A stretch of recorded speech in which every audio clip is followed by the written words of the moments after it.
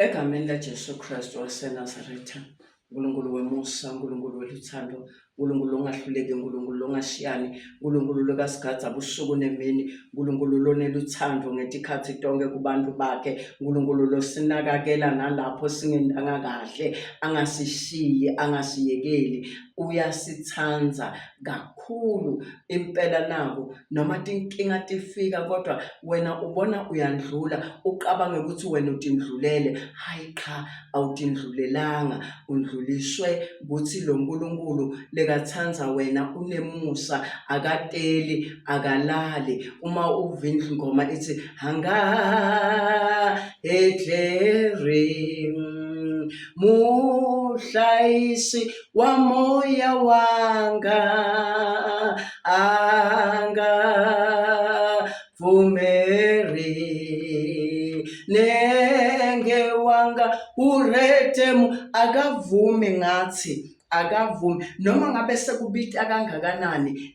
hlala kuJesu Kristu ungasuki. Nawubuka incwadi yaJohana lapha kuJohana 10:10 ikhuluma ngokuthi lisela litele kweba. Lisela litela nekweba nakhona la ekhathi etindlini kaNkulunkulu liyeba lisela likwebe ngekukhuluma, likwebe ngekuhleba, likwebe ngekwenta nje tinto, ngekugqeka labanye, likwebe ngekuthi wena ubona ungqono, likwebe ngekuthi wena uphakeme usetulu. Lisela litela kweba. Asicaphele ukuthi lisela lingasebi, asicaphele ukuthi lisela lingakwebeli kukhuluma kwakho kahle, lisela lingakwebeli kwenda kahle kwakho. Nangabe wenda kahle, chubeka wende kahle. Nangabe ukhuluma kahle, chubeka nalabanye ukhulume nabo ngendlela lekahle, ngoba wena ukhombisa ukuthi uphendukile, ungumntwana waNkulunkulu. Hlala ebukhoneni basimakadze, ungasuswa noma ngabe yini. Angeke uma sibuka livi laNkulunkulu lelithi lapha, yini lengangihlukanisa nebukhulu basimakadze, yini lengangihlukanisa neluthando lwasimakadze. Kubalwa konke ukuthi ngabe kufa, ngabe kuswela, ngabe indlala, kude lokungasehlukanisa neluthando lwaNkulunkulu. Nangabe sihleli kuye, asihlale singasuki. Nangabe siphendukile, asihlale singasabuyeli emuva. Lisela noma lingazama kutokweba, lithole ukuthi wena lewabaqolela ubaqolele. Nangabe inhlitiyo yakho ayibuka Jesu Kristu athole ukuthi wena impela wena umntwana wakhe, impela wena utawundlula ngaye uyofika kubabe wakhe, ngoba Moya Oyingcwele uhlala anawe, Moya Oyingcwele uhlala kuwe. Ngifuna lokusho ukuthi uma ngabe noma ngawuphendukile, noma ngawushumayela uze uphuhle emagwebu, kodwa nangabe ungakujwayeli ukuthandaza, kunetinto sathana lakatakwebela tona. Wena uthi noma ukhuluma ubone ngathi usakhuluma kahle, uthi noma wenda ubone ngathi usenda kahle. Nami ngithi nangenda ngithi bone ngisenda kahle, ngisahamba kahle, kani sathane sewungebele. Umthandazo ubaluleke kakhulu kumntwana waNkulunkulu. Sonke isikhathi uthandaze, sonke isikhathi ngithandaze ekuseni, ngithandaze emini, ngithandaze usemsebentini, uthandaze usendleleni, uthandaze usemotweni yakho, uthandaze usetekisini, ngoba wena ubalekela ukuthi sitha singakwebi. Sitha nasifika sitela kweba, sikhanze ukuthi wena unemalangabi elizulu, ngoba uyalifunza livi, uyathandaza, wenda kahle, uyatisola, wenda konke lokuyipackage yemntwana waNkulunkulu. Umntwana waNkulunkulu unepackage lekabanayo, kutisola, kuthandaza, kuzila ngaso sonke isikhathi. Ungadli maphalishi kusukela January kuze kuyofika December, noma uzila lelilanga bathi esontweni asizileni. Qha-ke wena ungumntwana waNkulunkulu, tisole, ujwayele kuthandaza, ujwayele ukuzila.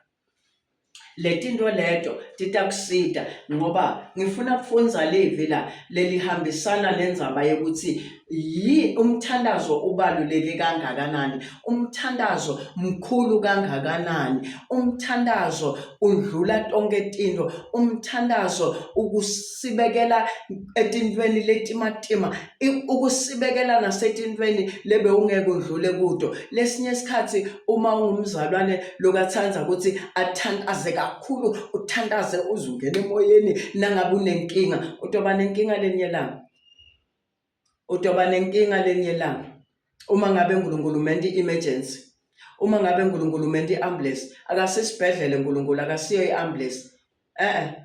UNkulunkulu lokahlala agadze mina nawe. Nasithandaza sikhuleka ngaso sonke isikhathi, sikhombisa kuba bantwana labakahle labalatiko livi. Ngifuna kufunza nale livi la.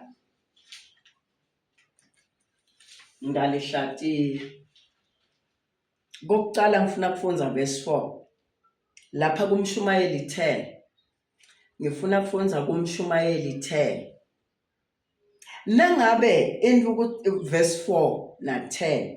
Mshumayeli 10 verse 4 na 10. Ngifuna kufunza leli vilelo. Nangabe intukuthelo yembusi ikuvukela, ungawushiyi umsebenzi wakho, kuthobeka kulungisa emaphutsa lamakhulu. Nangabe Sathane akuvukela wena ungumntwana waNkulunkulu, sekukhulunywa lokwa uyakuva ukuthi kukhulunywa ngawe, wena awuvumi kuvukelwa ngumbusi uze ushiye indzawo yakho. Ubalekela kubani? Ubalekela kuJesu Kristu, lo nguyena lokakuvikele ngaso sonke isikhathi, akusibekela ngaso sonke isikhathi. Umbusi nakakuvukela, baleka, ungasuki endzaweni yakho. Nangabe intukuthelo yembusi, intukuthelo yaSathane nangabe ikuvukela, ungabaleki, kodwa hlala endzaweni yakho, ungasuki ubese ufeyisana naSathane ngikuthobeka. Lithi lelivi lapha, kuthobeka kuvala emaphutsa lamakhulu nalamanyenti. Uma wena uthobekile, noma sitha besita ngetindlela tekuthi utobanga umsindo, wena wawubanga umsindo, undlulile emsindweni, awusawubanga wena umsindo. Wena awusati ulweli, wena awusati khulumeli. Nangabe livi lapha lithi kuthobeka kulungisa emaphutsa lamakhulu, wena uma uthobekile, wena na wehlile, angeke sitha sikhone kukususa endzaweni yakho. Wena lesikhathi lo muntu babanga umsindo lomunye noma labanye babanga umsindo, lolo babelinzele ukuthi nawe utogcina ubanga, ungasuki endzaweni yakho. Wena uthite usinzisiwe, uthite wena sewulikholwa, uthi wena tithelo takho setikukholwa, sewuveta tithelo tekuphenduka, phenduka ukhombise tithelo tekuphenduka. Ungasuswa sitha lisela lisuka litele kutokweba nalifuna kukususa endzaweni yakho, bese ubuka lendzaba bengikhuluma ngayo emthandazo. Nangabe lizembe lisidlinzi lingakacali lalolwa, umuntu kudzingeka asebentise emandla lamakhulu, kodwa likhono liletha impumelelo. Nangabe lizembe lingakalolwa, kukhulunywa ngemzalwane longathandazi, lekathandaza ngesikhathi setimo, lekathandaza ngesikhathi sekukubi. Nangabe lizembe lisidlinzi litakusebentisa kabuhlungu, ugawula sihlahla singagawuleki, singacedza livikiswa lokulwa kusigawula. Kunjengemthandazo, lendzaba le ifaniswa nami nawe nasithi thina sesiyakholwa, kufanele ukuthi singasuswa sitha kuphi endzaweni yethu, futhi sitithobe ngoba kuthobeka kulungisa emaphutsa lamakhulu, kuyawafihla kuyawasibekela. Nangabe ungakatithobi, kunemuntu lota kuwe angakatithobi, kusuka umsindo lendlela ukuthi ningaze nilwe, kodwa nangabe lo muntu la athi uyaqhamuka kuwe akhanze ukuthi wena utithobile, uyajabha abe nemahloni ngoba wena awuyendi lento lekayendako, wena awuyiphili lempilo lekayiphilako, wena usebenzisa umthandazo. Lizembe lakho lingabi sidlinzi, lilole ngekukhuleka sonke isikhathi. Noma kufika simo wena uyasinqoba, ngoba lo mthandazo awuvuki ngalelo langa kunesimo, uvuke umthandazo wakho wavuka kudzala. Wena awususwa ngusathane endzaweni yakho, wena awusuki endzaweni yakho yekuthandaza, awulishili khona lakho lekuthandaza. Uyatihlola, utihlolisise ngaso sonke isikhathi ukuthi ngisakhuluma kahle, uthandaze, utisole, uzile, ungabi naluvalo ngekuhlala kuNkulunkulu, ngoba uma ngabe wena uhleli kuye kusho ukuthi wena umsebenzi lomuhle nalomkhulu.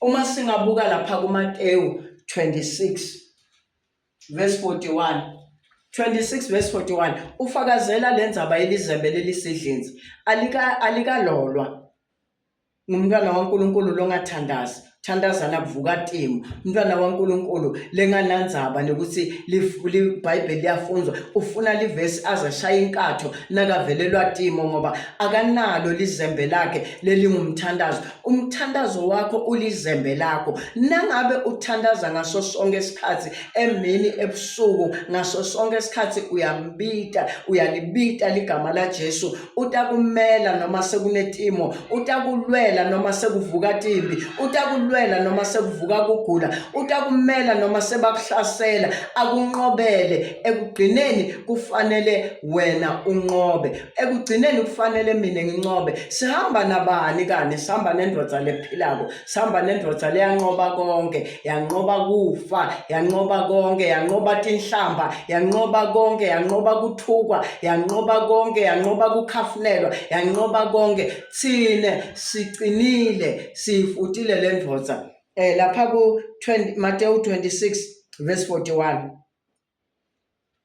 ithi lendzaba la, linzani nithandaze kuze ningeti ungena ekulingweni. Nangabe uthandaza sonke isikhathi wena uyakhuleka, kuba matima kungena ekulingweni, ngoba lo mthandazo umema moya loyingcwele ahlale akhona ngakuwe. Umthandazo nekutisola nekutilungisa ngaso sonke isikhathi kumema moya loyingcwele abe ngakuwe ngaso sonke isikhathi. Linzani nithandaza ngaso sonke isikhathi kuze ningangeni ekulingweni. Umuntu ungena njani ekulingweni? Mangabe moya loyingcwele angekho ngakuwe, kuningi lo ungalingeka ukwende, kuningi lo ungalingeka wena kukuhlule, ngoba wena ufuna kuthandaza ngalesikhathi sekumatimo, ufuna kuthandaza lesikhathi sewulingwa, ufuna kuthandaza lesikhathi sewuthukwa bomakhelwane, ufuna kuthandaza lesikhathi sebahlekisa ngawe, ufuna kuthandaza ngetikhathi letimatima.